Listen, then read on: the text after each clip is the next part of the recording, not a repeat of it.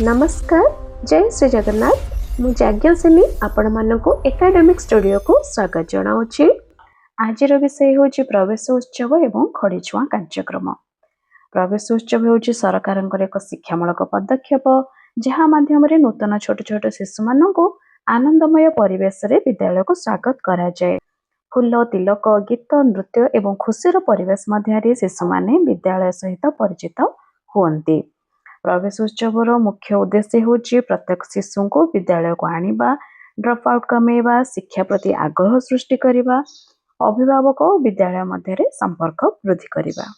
तेबे आसंतु देखिबा एही प्रवेश उत्सव एवं खड़ीछुआ कार्यक्रम केबे एवं केउं भली भाबरे आमे विद्यालय स्तर रे पालन करिबा।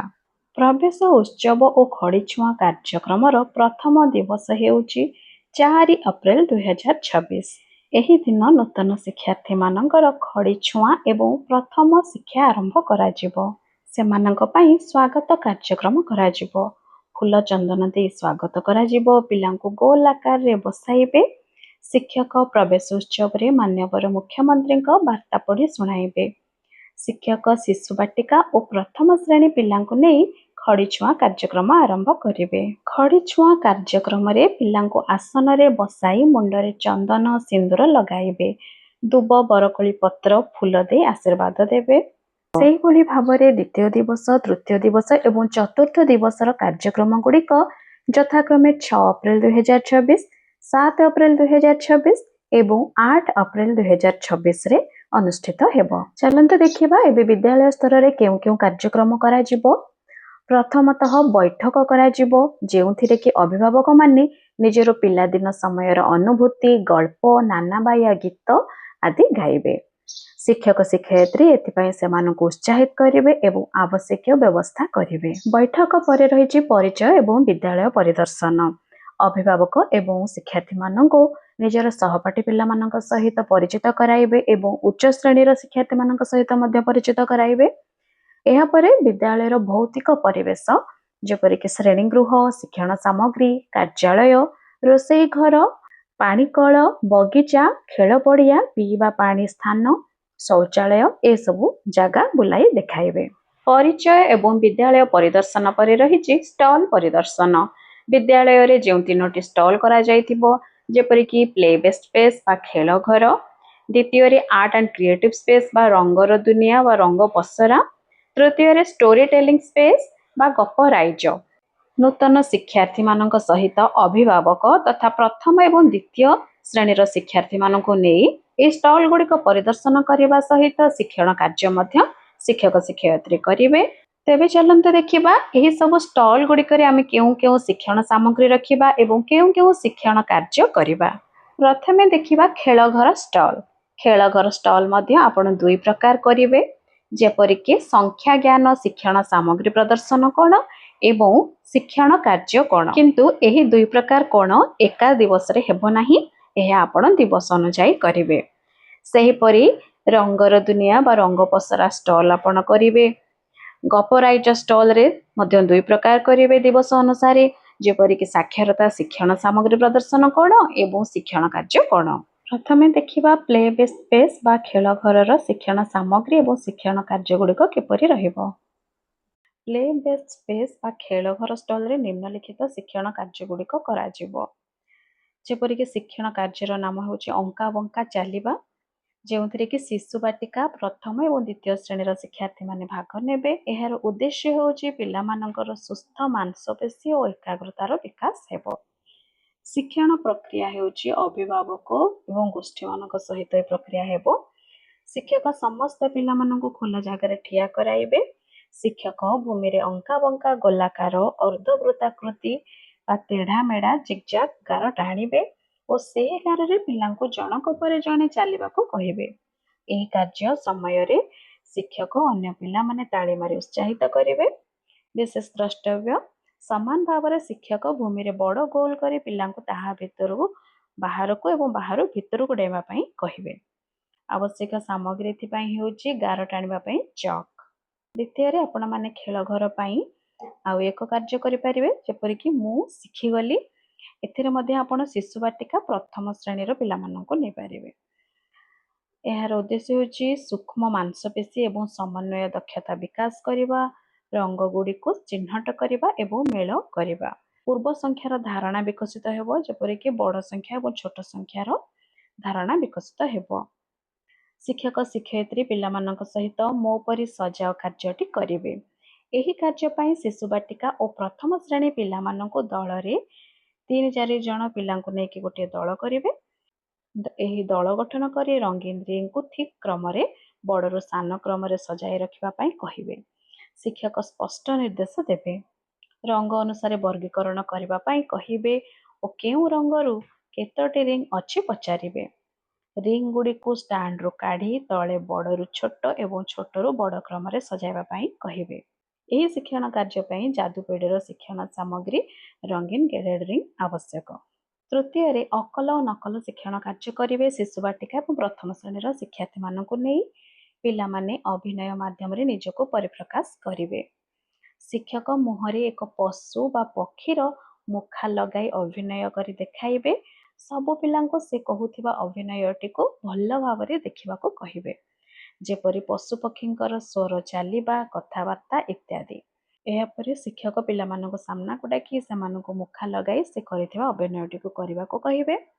ପିଲାମାନଙ୍କୁ ନିଜ ପସନ୍ଦର ମୁଖା ଲଗାଇ ଅଭିନୟ କରିବା ପାଇଁ କହିବେ। ତାପରେ ପିଲାମାନଙ୍କ ସହ ସେହି ପଶୁପକ୍ଷୀମାନଙ୍କ ବିଷୟରେ ଆଲୋଚନା କରିବେ, ଯେପରି ସେମାନେ କ'ଣ ଖାଆନ୍ତି, କେଉଁଠି ରହନ୍ତି, କେଉଁ ରଙ୍ଗର ଇତ୍ୟାଦି। ଯାଦୁପେଡ଼ିରେ ଥିବା ମୁଖା, ପୂର୍ବରୁ ପ୍ରସ୍ତୁତ ହାତ ତିଆରି ମୁଖା, ଏସବୁ ସାମଗ୍ରୀ ଆପଣମାନେ ରଖିପାରିବେ। ଚତୁର୍ଥରେ ନିଜ ବିଷୟରେ କହିବା। ଶିଶୁ ବାଟିକା ପ୍ରଥମ ଏବଂ ଦ୍ୱିତୀୟ ଶ୍ରେଣୀର ଶିକ୍ଷାର୍ଥୀମାନଙ୍କୁ ନେଇ ଏହି କାର୍ଯ୍ୟ କରିବା। ପରିଚିତ ବିଷୟ ଉପରେ କଥା କହିବା, ଆତ୍ମବିଶ୍ୱାସର ସହ କଥା ହେବା, ସାମାଜିକ ଆଦାନ ପ୍ରଦାନ ଏବଂ ଶୁଣିବା କୌଶଳ ବିକାଶ ହୋଇଥାଏ। ଶିକ୍ଷକ ଶିକ୍ଷୟିତ୍ରୀ ପିଲାମାନଙ୍କୁ ଗୋଲାକାରରେ ବସାଇବେ, ଗୋଟିଏ ବଲ୍ ଦେଖାଇ ନିୟମ ବୁଝାଇବେ। ଯାହା ହାତରେ ବଲ୍ ଅଛି ସେ ନିଜ ବିଷୟରେ କିଛି କହିବ, ଯେପରି ନିଜର ନାମ, ପସନ୍ଦର ଖାଦ୍ୟ, ପରିବାରର ସଦସ୍ୟଙ୍କ ନାମ, କ'ଣ କରିବାକୁ ଭଲ ଲାଗେ, ଭଲ ସାଙ୍ଗର ନାମ ଇତ୍ୟାଦି। ତାପରେ ଶିକ୍ଷକ ଗୋଟିଏ ପିଲାକୁ ବଲ୍ ଦେବେ। ପିଲାଟି ଶିକ୍ଷକ ପଚାରିଥିବା ପ୍ରଶ୍ନର ଉତ୍ତର ଦେବା ପରେ ବଲ୍ ପରବର୍ତ୍ତୀ ପିଲାଙ୍କୁ ଦେବେ। ଯାଦୁପେଡ଼ିର ଗୋଟିଏ ବଲ୍ ଆପଣ ନେଇପାରିବେ। ପଞ୍ଚମରେ କେଉଁଟି ଅଲଗା ଶିକ୍ଷଣ କାର୍ଯ୍ୟ କରିବେ। ଶିଶୁ ବାଟିକା ପ୍ରଥମ ଏବଂ ଦ୍ୱିତୀୟ ଶ୍ରେଣୀର ଶିକ୍ଷାର୍ଥୀମାନଙ୍କୁ ନେଇ ପିଲାମାନେ ଧ୍ୟାନ ଦେଇ ଦେଖିବେ ଓ ତୁଳନା କରି ଭିନ୍ନତା ଚିହ୍ନିବେ।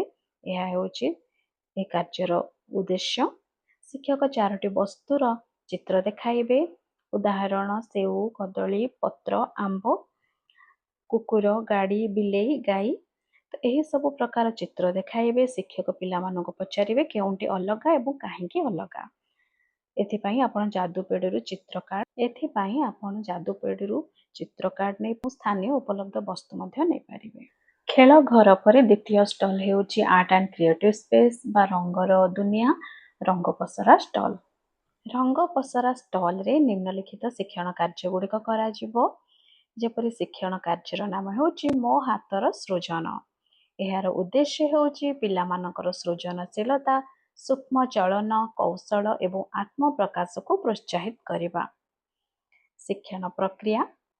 ଅଭିଭାବକ ଏବଂ ଗୋଷ୍ଠୀ ସହ ପ୍ରତ୍ୟେକ ପିଲାକୁ ଖେଳ ମାଟି ବା ପ୍ଲେ ଡୋ ଦିଆଯିବ। ସେମାନଙ୍କୁ ନିଜ ପସନ୍ଦ ଅନୁଯାୟୀ ବିଭିନ୍ନ ଜିନିଷ ତିଆରି କରିବାକୁ କୁହାଯିବ। ପରେ ପିଲାମାନେ ନିଜେ ତିଆରି କରିବା ଜିନିଷ ବିଷୟରେ କିଛି କହିବେ। ଏଥିପାଇଁ ଆବଶ୍ୟକୀୟ ସାମଗ୍ରୀ ହେଉଛି ଯାଦୁପେଡ଼ିର କ୍ଲେ। ଦ୍ୱିତୀୟ ଶିକ୍ଷଣ କାର୍ଯ୍ୟଟି ଦେଖିବା। ଆସ ଆକୃତି ତିଆରି କରିବା। ଏଥିପାଇଁ ଆପଣ ଶିଶୁ ବାଟିକା ପ୍ରଥମ ଓ ଦ୍ୱିତୀୟ ଶ୍ରେଣୀର ଶିକ୍ଷାର୍ଥୀମାନଙ୍କୁ ନେବେ। କାଗଜ ବ୍ୟବହାର କରି ସରଳ ଆକୃତି ତିଆରି କରିବେ। ପୂର୍ବରୁ ଶିକ୍ଷକ କିଛି ଆକୃତି ଟୋପି, ଡଙ୍ଗା, ପଙ୍ଖା, ରକେଟ୍ ଇତ୍ୟାଦି ଟେବୁଲ ଉପରେ ସଜାଇ ରଖିବେ। ଶିକ୍ଷକ ଶିକ୍ଷୟିତ୍ରୀ ଗୋଟିଏ ସରଳ ଆକୃତି କରି ଦେଖାଇବେ। ଉଦାହରଣ ସେ ଡଙ୍ଗା ତିଆରି କରିବାର ପଦକ୍ଷେପ ଗୁଡ଼ିକୁ ଧୀରେ ଧୀରେ ଦେଖାଇବେ। ପିଲା ଓ ଅଭିଭାବକମାନେ ନିଜ ମନପସନ୍ଦର ରଙ୍ଗର କାଗଜ ବାଛି ଶିକ୍ଷକଙ୍କୁ ଅନୁକରଣ କରିବେ। ଏଥିପାଇଁ ଆବଶ୍ୟକୀୟ ସାମଗ୍ରୀ ଦେଖନ୍ତୁ। ଖବର କାଗଜ କିମ୍ବା ଉପଲବ୍ଧ ଥିବା ରଙ୍ଗୀନ କାଗଜ। ଏହିଭଳି ଭାବରେ କାଗଜରୁ ସେମାନେ ସାମଗ୍ରୀ ତିଆରି କରିପାରିବେ। ତୃତୀୟ ଷ୍ଟଲ୍ଟି ହେଉଛି ଷ୍ଟୋରି ଟେଲିଂ ସ୍ପେସ୍ ବା ଗପ ରାଇଜ। ଏହି ଷ୍ଟଲ୍ରେ ନିମ୍ନଲିଖିତ ଶିକ୍ଷଣ କାର୍ଯ୍ୟଗୁଡ଼ିକ କରାଯିବ। ଶିକ୍ଷଣ କାର୍ଯ୍ୟର ନାମ ହେଉଛି ଆସ ଗୀତ ଗାଇବା। ମନେ ରଖିବାକୁ ହେବ ଯେ ଏହି ସବୁ କାର୍ଯ୍ୟଗୁଡ଼ିକ ଦିବସ 1ର ବା ପ୍ରଥମ ଦିବସର ଅଟେ। ଆଉ ଏକ ଭିଡ଼ିଓରେ ଆମେ ଦିବସ 2ର ଶିକ୍ଷଣ କାର୍ଯ୍ୟଗୁଡ଼ିକ ଦେଖିବା। ତେବେ ପ୍ରଥମ ଦିବସର ଗପରାଇଜର ଶିକ୍ଷଣ କାର୍ଯ୍ୟର ନାମ ହେଉଛି ଆସ ଗୀତ ଗାଇବା। ଉଦ୍ଦେଶ୍ୟ ହେଉଛି ଗୀତ ଓ ବାଦ୍ୟଯନ୍ତ୍ର ସହ ତାଳ ଦେଇ ଗୀତ ଗାଇବେ।